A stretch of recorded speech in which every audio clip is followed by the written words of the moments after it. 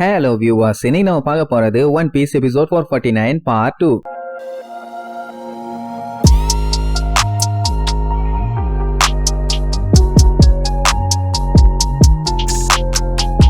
Open பண்ணா ஒரு வழியா பகி அந்த ஜெயிலர்ஸை யூஸ் பண்ணி ஃப்ரண்ட் டோரை ஓபன் பண்ணிட்டான்ல, அதாவது மெயின் என்ட்ரன்ஸையே ஓபன் பண்ணிட்டான். இனி வெளியில போனா கப்பல் எடுத்துட்டு கிளம்ப வேண்டியதான். ஆனா மெரைன் ஆளுங்க வெளியில 1000க்கு மேல இருக்கானுங்க. சோ எவனா இருந்தாலும் ஒரு கை பாத்துடலாம் வாங்கலன்னு சொல்லிட்டு மொத்த கூட்டத்தையும் கூப்பிட்டுக்கிட்டு வேகமா ஓடுவான். அப்படி போனவன் பயங்கரமா ஷாக் ஆகி அங்கேயே ஸ்டாப் ஆயிருவான். அவ்வளவு பெரிய ஆளுகளையா சண்டைக்கு இறங்கிட்டானுங்கன்னு பார்த்தா அங்கதான் பெரிய ட்விஸ்ட். என்னன்னா அங்க ஒரு நேவி ஷிப் கூட இல்ல. கப்பல் இருந்தா தானே அங்க இருந்து தப்பிக்க முடியும். சொல்ல போனா ஒரு மெரைன் ஆளு கூட அங்க இல்ல.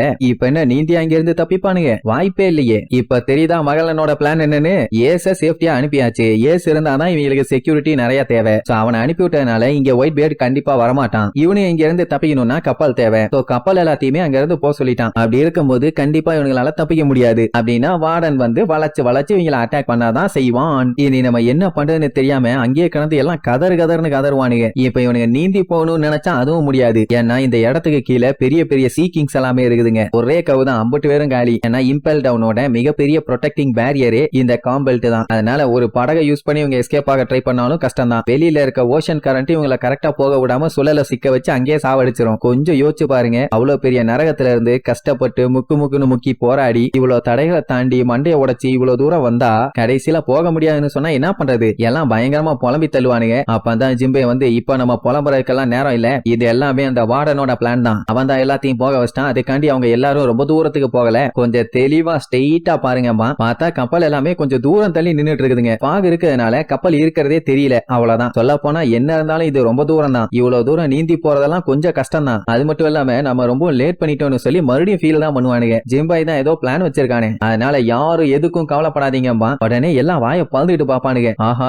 ஏதோ பெருசா பண்ண போறான் போலியன்னு. அவனுமே இந்த பஞ்சாயத்தை நான் பாத்துக்கிறேன், நீங்க கவலையே படாதீங்கம்மா. ஏதோ பெருசா செய்ய போறான்னு பார்த்தா எஸ் பெருசா தான் செய்வான். நேரா போய் என்ன பண்ணுவான்னா அங்க இருக்க பெரிய டோரை லபக்குன்னு புடிங்கி தூக்கிட்டு அவன் பாட்டுக்கு வருவான். எல்லாம் ஆடி போயிருவானுங்க. அந்த டோரை திறக்கிறக்குள்ளேயே அத்தனை பேரும் படாத பாடுபட்டானுங்க. ஆனா இவன் அசால்ட்டா புடிங்கி தலையில வச்சுட்டு வர்றான். என்னடா இப்படி தூக்கிட்டு வரேன்னு கேட்டா, என்னால இந்த மாதிரி நிறைய எல்லாம் தூக்கிட்டு வர முடியாது, இத தண்ணியில போட்டு இது வழியா டிராவல் பண்ணி போய் அங்க இருக்க கப்பல்ல ஒண்ணு எடுத்துக்கிட்டு ரிட்டர்ன் வந்து மிச்சம் இருக்க எல்லாத்தையும் காப்பாத்தி கூட்டு போனோம், இதுதான் பிளான். இத சொல்லிட்டு அவன் பாட்டுக்கு தண்ணியில குதிச்சிருவான். இதுல போய் எப்படா கப்பலை ஸ்டீல் பண்றதுன்னு எல்லாருமே பேந்த முழிப்பானுங்க. இப்ப இவங்களுக்கு பிளஸ் என்னன்னா இவங்க கிட்ட ஒரு ஃபிஷ்மேன் இருக்கான், அதான் நம்ம ஜிம்பை. அவனால தண்ணியில வேகமா நீந்த முடியும். அப்படி இருக்கும்போது அந்த கட்டையில உட்கார வச்சு எல்லாத்தையும் அழகா அங்க கூட்டு போயிருவான். இனி அங்க போய் ஆட்டைய போட்டா போதும். crocodile மிஸ்டர் 1 தான் ஃபர்ஸ்ட் போய் நின்றுவானுங்க. உடனே அந்த டைம் நம்ம பக்கி, என்னப்பா அடுத்து எல்லாரும் என்னைய தான் தேடுவீங்கன்னு எனக்கு நல்லா தெரியும், ஓகே நீங்க ரொம்ப கெஞ்ச வேண்டாம், நானே வர்றேன் அப்படின்ட்டு ஓவரா சீன் போட்டுட்டு இருப்பான். உடனே அவனுக்கு சப்போர்ட் பண்றவனுக்கு எல்லாம் கேப்டன் பகி நான் சும்மாவா, அவரு தான் பயங்கரமான தைரியசாலி திறமசாலி ஆச்சு அப்படி இப்படின்னு பயங்கரமா பில்டப் பண்ணிட்டு இருப்பானுங்க. crocodile இருந்துகிட்டு பேசாம போ, இவன் தொல்லை தாங்க முடியலமானா டப்புன்னு வந்து முன்னாடி நின்னுகிட்டு இப்ப போலான்னு சொன்ன உடனே ஓகே ரெடியான்னு சொல்லி அப்படியே ஒரு கிக் பண்ணுவான். மின்னல் வேகத்துல சும்மா பிச்சுக்கிட்டு போவானுங்க. உடனே அத்தனை பேத்துக்கு சந்தோஷம் தாங்க முடியல. ஏன்னா இவங்களுக்கு இப்போ ஒரு ஹோப் இருக்குல்ல தப்பிச்சு போறதுக்கு. ஏதோ இந்த அளவுக்கு பவர்ஃபுல்லான ஆளுங்க இருந்ததுனால தான் இப்ப இவங்களால தப்பிக்க முடியுது. இல்லன்னா டண்டான் டனகனகாதான் தாறுமாறான ஸ்பீட்ல தண்ணி எல்லாம் கிழிச்சுக்கிட்டு போவானுங்க. இப்ப இவங்க எல்லாத்துக்கும் ஆர்வம் என்னன்னா இல்ல 2 வார்லாட் இருக்காங்கல்ல, அவங்க எல்லாம் எப்படி சண்டை போட போறானுங்கன்னு இப்ப லைவா பார்க்க போறானுங்க. அது மட்டும் இல்லாம அவங்க கேப்டன் பக்கியும் கூட இருக்கானே, அவன் மேலதான் நம்பிக்கை ரொம்ப ஜாஸ்தி. ஆனா அந்த லூசு பையன் என்ன தெரியுமா நினைச்சிட்டு இருப்பான், அட மூளைகட்ட முட்டா பாலிலா, நான் வார்லாடுங்க கூட இருக்கேன்டா, அதனால எனக்கு எந்த பஞ்சாயத்தும் இல்ல, ஆனா நீங்க இன்னுமே அங்கதான் இருக்கீங்க. அந்த மகளன் வந்தான்னு வை, உங்க எல்லாத்துக்குமே பாய்சன பாலு மாதிரி ஊட்டி விட்டு போயிருவான்டா, எல்லாம் சாக போறானுங்க கிறுக்கு பாலுன்னு சொல்லிட்டு இருக்கும் போதே இவங்கள வீரங்கிய வச்சு அட்டாக் பண்ண ஆரம்பிச்சிருவாங்க. அவ்வளவு நேரம் நக்கல் பண்ணிட்டு இருந்த பகியோட முஞ்ச அப்படியே பீதி ஆயிரும். அப்படின்னா இவங்கள அவங்க பாத்துட்டாங்கோ.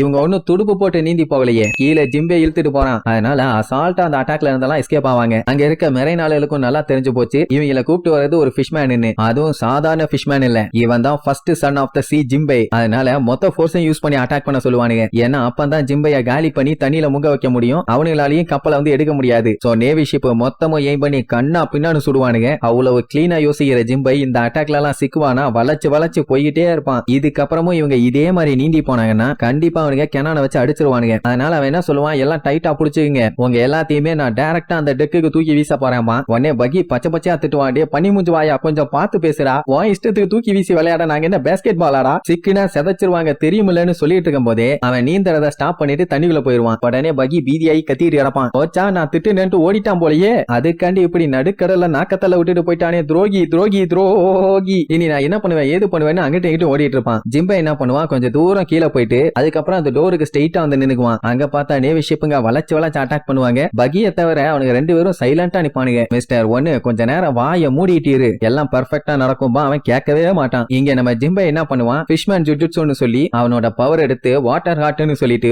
ஓங்கி கொண்டு வருவான். அதே நேரம் என்ன ஆகும், இவங்க பண்ண அட்டாக்ல ஒரு கேனான் வந்து டைரக்டா இவங்க நிக்கிறாங்களே அந்த இடத்தை நோக்கி வரும். பகி எல்லாம் அவ்வளவுதான் சோலி முடிஞ்சுன்னு முடிவே பண்ணிட்டான். கரெக்டா அங்க கேனான் பால் அவங்க பக்கத்துல வரும்போது இங்க ஜிம்பே ஒரு பெரிய சுழல் ஒண்ணு உருவாக்கி ஷோல்டர் த்ரோன்னு சொல்லி அடிப்பானா. அது என்ன பண்ணும், கரெக்டா அந்த குண்டு இவங்க பக்கத்துல வரும்போது சட்டுன்னு இவங்களை அடிச்சு தூக்கிட்டு போயிடும். சொல்ல போனா அவனுங்க தண்ணி மேல அப்படியே பிளைங்ல போவானுங்க. கீழே இல்ல நேருக்கு நேர் இருந்தா ஈஸியா அடிச்சிடலாம். அவனுங்க மேல போனானுங்கன்னா கொஞ்சம் எய்ம் வச்சு அடிக்கிறது கஷ்டம் தானே. நிறைய நாளுகெல்லாம் அப்படியே வாயை பழந்துகிட்டு பாப்பானுங்க, என்ன இப்படி எல்லாம் பண்ணிட்டு வரானுங்களேன்னு. ஏதாச்சும் ஐடியா இருக்கான்னு அங்க இருக்க ஆளுகிட்ட கேட்டா ஒரு ஐடியாவும் இல்லாமானுங்க. ஏன்னா அந்த தண்ணியில டிராவல் பண்ணி வந்துட்டு இருக்கிறது குரோக்கோடைல், சாதாரண ஆள் இல்ல, செம டெரர் டேஞ்சரஸ் பீஸ். அப்படி வந்தவனுங்க கரெக்டா ஒரு கப்பல்ல வந்து லேண்ட் ஆவானுங்க. அவனுக்கு 2 பேரும் மாசா ஹீரோ லேண்டிங் கொடுப்பானுங்க. நம்ம பகி தான் பாவம் கண்ணா பின்னான்னு அடிச்சு புரண்டு வந்து விழுவான். இங்க இவங்க எல்லாத்துக்குமே தெரிஞ்சு போச்சு அவங்க இவங்க ஷிப்பை தான் ஹைஜாக் பண்ண வந்திருக்காங்கன்னு. சோ என்ன ஆனாலும் சரி எப்படியாச்சும் அவங்கள ஸ்டாப் பண்ணி ஆகணுமானுங்க. ஆனா வந்திருக்க 3 பேருமே டெவில் ஃப்ரூட்டை சாப்பிட்டவனுங்க. அவனுங்களை அவ்வளவு சீக்கிரத்துல தடுக்க முடியுமா கண்ணா? சரி ரைட்டு சோழிய முடிச்சிடலாம்னு சொல்லிட்டு அப்படியே மாசா ஒரு ஜம்ப போட்டு அட்டாக் பண்ண களத்துல இறங்குவானுங்க. அப்படியே அங்க கட் பண்ணி நம்ம லூஃபியை காட்டுறாங்க. அவன் அந்த வார்டனை அடிக்கிறதுக்காக வேகமா